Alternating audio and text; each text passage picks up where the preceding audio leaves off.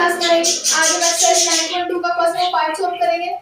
Quadrilaterals ABCD and EFGH are similar with a scale factor of k is equal to 1/4.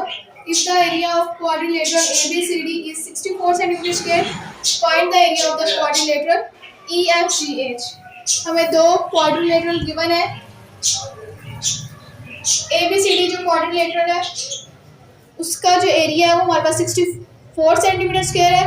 हमने दूसरे quadrilateral का area find करना है और स्केल फैक्टर हमें किसके इक्वल गिवन है 1/4 के equal.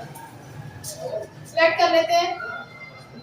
Late A1 is equal to the area of the quadrilateral। A1 जो है वो किस क्वाड्रिलेटरल का एरिया है ABCD का और वो किसके इक्वल गिवन है 64 सेंटीमीटर स्क्वायर के इक्वल।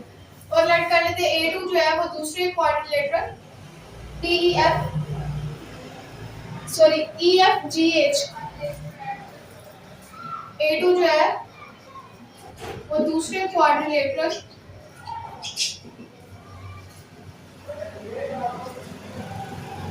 EFGH का एरिया और वो हमें फाइंड करना है। और हमें क्या गिवन है, हमें स्केल फैक्टर गिवन है 1/4 के इक्वल।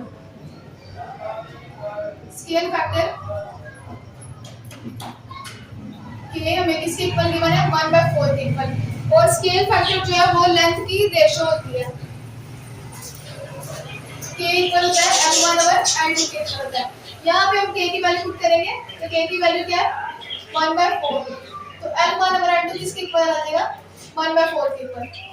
अब हमारे पास L1/L2 की वैल्यू भी है, A1 की वैल्यू भी हमने A2 की वैल्यू फाइंड करनी है और हमें गिवन भी है कि दोनों क्वाड्रिलेटरल सिमिलर हैं। तो सिमिलर फिगर्स का एरिया फाइंड करने का फॉर्मूला क्या होता है A1/A2 is equal to L1/L2 whole square. अब यहाँ पे हम सारी वैल्यूज पुट कर देंगे और A2 की वैल्यू फाइंड कर लेंगे। A1 की वैल्यू क्या है हमारे पास 64 डिवाइडेड बाय A2 की वैल्यू फाइंड करनी तो बाद में आएगा। L1/L2 की वैल्यू क्या है हमारे पास 1/4 whole square. 64 divided by A2 is equal to whole square है तो 1 का भी स्क्वायर लेंगे और 4 का भी स्क्वायर लेंगे। 1 का स्क्वायर 1 और 4 का स्क्वायर 69। अब यहाँ पे हमने A2 की वैल्यू फाइंड करनी है तो इनको क्रॉस मल्टीप्लाई करेंगे। 16 इक्वल के इस साइड पे आके 64 से मल्टीप्लाई होगा और A2 इक्वल के इस साइड पे जाके 1 से मल्टीप्लाई हो जाएगा। 64 को 16 से मल्टीप्लाई करें तो 1024। A2 को 1 से मल्टीप्लाई करेंगे तो A2 आएगा। तो ये हमारे पास A2 की वैल्यू क्या आ गई 1024 centimetre square.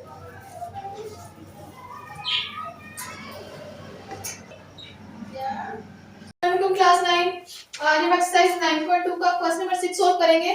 The areas of two similar triangles are 16 cm square and 25 cm square. What is the ratio of the pair of corresponding sides?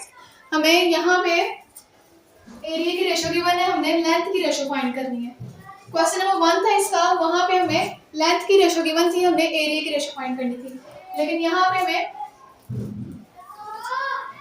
Area की रेशो गिवन है, हमने लेंथ की रेशो फाइंड करनी है।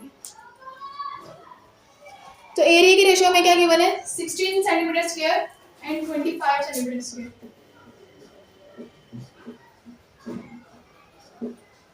Late कर लेते हैं।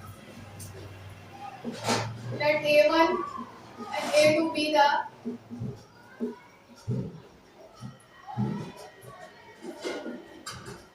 the areas of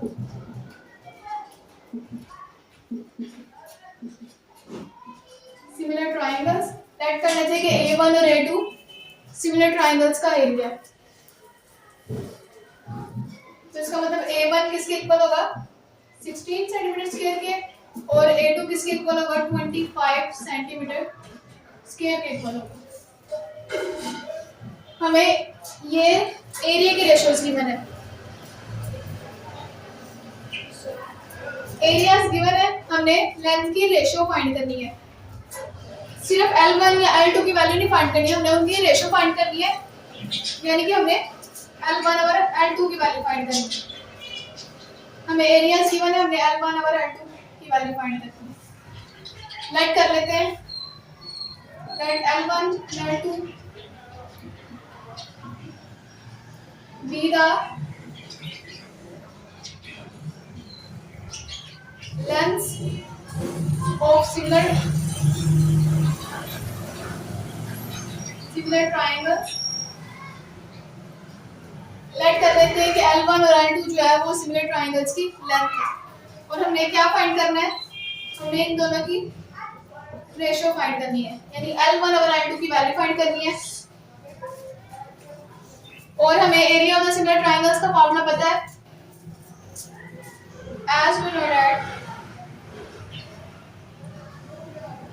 A1 over A2 is equal to L1 over L2 whole square। यहाँ पे हमने L1 over L2 इसकी वैल्यू फाइंड करनी है, A1 की वैल्यू भी गिवन है, A2 की वैल्यू भी गिवन है।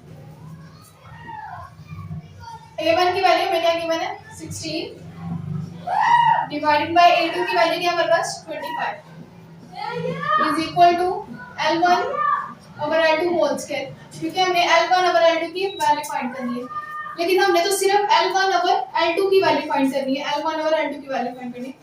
हमें स्क्वायर नहीं चाहिए, तो स्क्वायर को खत्म करने के लिए हमें दोनों साइड में हम स्क्वायर रूट लेंगे।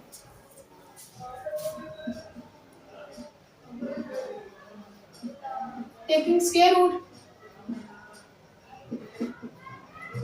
on both sides,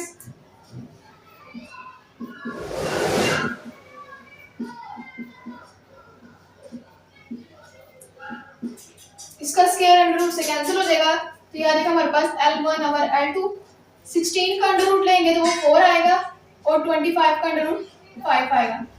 तो हमने L1 over L2 की रेशियो फाइंड करनी थी, तो L1 over L2 की रेशियो हमारे पास आ गई है 4/5।